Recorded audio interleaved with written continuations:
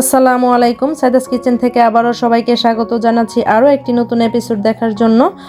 যে যেখান থেকে আজকের ভিডিওটি দেখছেন আশা করছি সকলে ভালো আছেন। আমিও আলহামদুলিল্লাহ ভালো আছি। আজ খুব সহজ একটা রেসিপি নিয়ে হাজির হয়েছি। যেসব বাচ্চারা পেঁপে একদমই খেতে চায় না তাদের জন্য তো এটা বেস্ট। তো এর জন্য আমি প্রথমে একটা পেঁপে নিয়েছি, ভালোভাবে ধুয়ে পরিষ্কার করে নিয়েছি। এখন আমি মাঝখান দিয়ে কেটে নিলাম, তাহলে আমি খোসাটা ছাড়াতে সুবিধা হবে। এখন আমি নাইফের সাহায্যে খোসাগুলো ছাড়িয়ে নিচ্ছি। আপনারা চাইলে বটি দিয়েও করে নিতে পারেন, যার যেরকম সুবিধা সেভাবেই ছাড়িয়ে নেবেন। তো এইভাবে করে আমি ছাড়িয়ে নিচ্ছি। এই নাস্তাটি খেতে খুবই টেস্টি হয়, একবার হলেও বাসায় ট্রাই করবেন। এই তো দেখুন আমি এইভাবে করে দুইটা পেঁপে খোসা ছাড়িয়ে নিয়েছি। এখন মাঝখান দিয়ে আবারও একটা কেটে নিচ্ছি, তাহলে আমার গ্রেট করতে সুবিধা হবে। এই তো দেখুন কয়েকটা টুকরা করে নিচ্ছি আমি।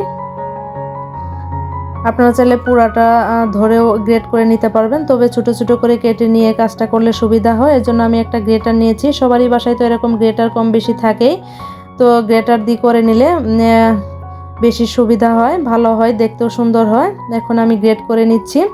তো এই তো সবগুলো পেঁপে আমি গ্রেট করে নিয়েছি, দেখুন কতটা সুন্দর হয়েছে। এখন আমি একটা বাটিতে তুলে নিচ্ছি সবগুলো পেঁপে। এই তো দেখুন সবগুলো আমার তুলে নেওয়া হয়ে গিয়েছে, একদম কুচি করে নিয়েছি। এই তো দেখুন খুবই সুন্দর হয়েছে দেখতে। এখন চলুন চলে যাই নেক্সট প্রসেসে। এর জন্য আমি একটা প্যান বসিয়ে পানি দিয়েছি পরিমাণ মতো। পানিটা ফুটতে শুরু করেছে। এ পর্যায়ে আমি দিয়ে দিচ্ছি গ্রেট করা পেঁপেগুলো। তো সবগুলো পেঁপে দিয়ে এখন একটু নেড়ে চেড়ে নিব। এখন অপেক্ষা করব একটা বলক ওঠার জন্য। বলক ওঠা বলতে বেশ একটু কিছুক্ষণ একটু জাল করে নিতে হবে, যেন পেঁপেটা একটু সেদ্ধ হয়ে যায়। আবার একেবারে বেশি করে সেদ্ধ করা যাবে না, তাহলে খেতে ভালো লাগবে না। তো কিছুক্ষণ পর পর একটু নেড়ে চেড়ে দিচ্ছি। এই তো দেখুন খুব সুন্দরভাবে বলক চলে এসেছে। এখন একটু চেক করে নিব পেঁপেটা কতটুকু সেদ্ধ হয়েছে। তো বেশি একেবারে গলিয়ে ফেলা যাবে না। এই তো সুন্দরভাবে সেদ্ধ হয়েছে, দেখেই হয়তো বুঝতে পারছেন একবারে গলে যাচ্ছে না। এই পর্যায়ে আমি চুলাটা বন্ধ করে এগুলো স্ট্রেনারে নিয়ে পানিটা ঝরিয়ে নিয়েছি। এই তো দেখুন পানি ঝরে গিয়েছে, তবুও যতটুকু আছে এখন আমি হাত দিয়ে ভালোভাবে চেপে পানিটা ছাড়িয়ে নেব। তো পানি সহ যদি রান্না করি তাহলে খেতে একদমই ভালো লাগবে না।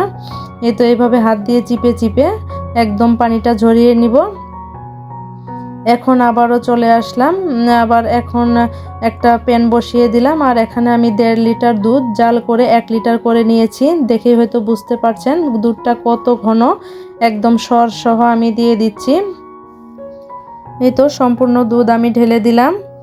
এইভাবে ঘন করে রান্না করলে পায়েসটা খেতে বেশি ভালো হবে। এটা আমি পেঁপের পায়েস রান্না করছি, হয়তো এতক্ষণে বুঝেই গেছেন। এ পর্যায়ে আমি যখন দুধ বলক উঠে এসেছে তখন আমি দিয়ে দিলাম 1/2 কাপ পরিমাণ চিনি।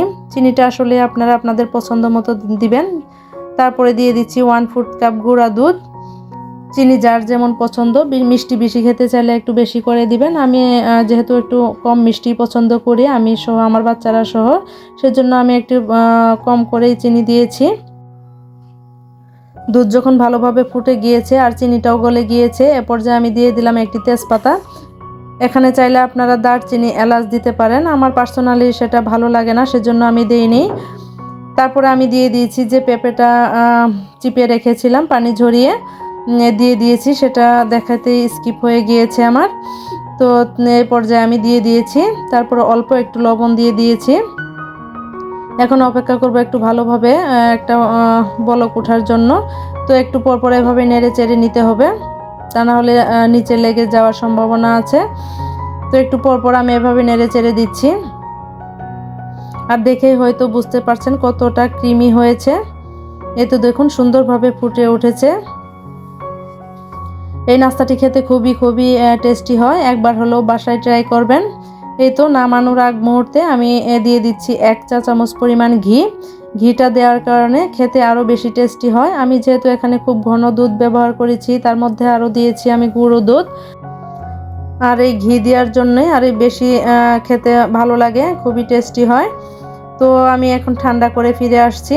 এই তো দেখুন ঠান্ডা হয়ে গিয়েছে আমার পায়েসের ফাইনাল লুক। এখন আমি দিয়ে দিচ্ছি কাজু বাদাম, কাঠবাদাম, আর দিয়ে দিচ্ছি কিশমিশ। আপনারা চাইলে এখানে কুরানো নারকেলটাও ব্যবহার করতে পারেন। দেখুন কতটা লোভনীয় হয়েছে। এটা ঠান্ডা ঠান্ডা পরিবেশন করলে আরও বেশি টেস্টি হবে। এখন একটু তুলে দেখাচ্ছি, দেখুন কতটা লোভনীয় হয়েছে, ক্রিমি ক্রিমি হয়েছে। আশা করি আজকের ভিডিওটি আপনাদের ভালো লেগেছে। যদি ভালো লেগে থাকে তাহলে অবশ্যই লাইক, কমেন্ট ও শেয়ার করতে ভুলবেন না। এরকম মজার মজার রেসিপি পেতে আমার চ্যানেলটি সাবস্ক্রাইব করে পাশে থাকা বেল বাটন প্রেস করে রাখবেন, এতে করে আমি নতুন ভিডিও দিলে পেয়ে যাবেন সাথে সাথে। সবাই ভালো থাকবেন। আল্লাহ হাফেজ।